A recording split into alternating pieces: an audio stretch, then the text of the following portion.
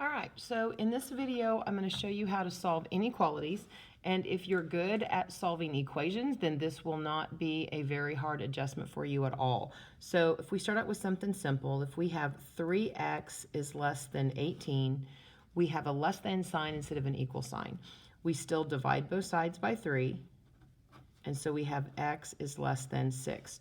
So what that means is any number that I plug into this equation, the original excuse me, the original inequality is 3 times some number is less than 18.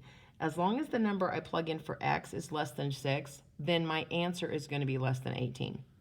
The thing that you need to realize with inequalities that's different is that if you divide by a negative number, so let's say it's greater than 10, if you divide by a negative 2, then you must change the sign of your direction. Okay, so this means is less than. It's a symbol for those words. If you see this, that means is greater than. The way that I remember it is that if you picture a number line, 1, 2, 3, 4, 5, 6, the numbers get big that way and they get small that way. So when it's pointing to this side, it means greater than, and when it's pointing to this side, it means less than. Okay, so when you do this, you divide by negative 2, you get x, but then you have to switch it from greater than to less than. So that would be your answer, okay? If you have a two-step equation, so 2x plus 7 is greater than 11. You solve it the same way. You subtract 7 from both sides. You get 2x is greater than 4. Divide both sides by 2, and you get x is greater than 2. If you have 8 minus 4x is less than 28, okay?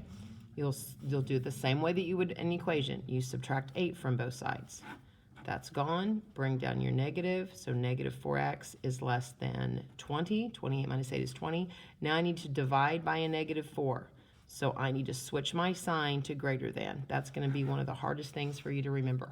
But that's really about the only difference on this assignment is when you multiply or divide by a negative, you've got to switch it. So if you have something like 3x is less than negative 12, you have a negative involved, but you're still dividing by a positive 3. So you don't change the sign. It stays less than. Just because you have a negative involved in your problem or your answer is negative doesn't mean you switch the sign.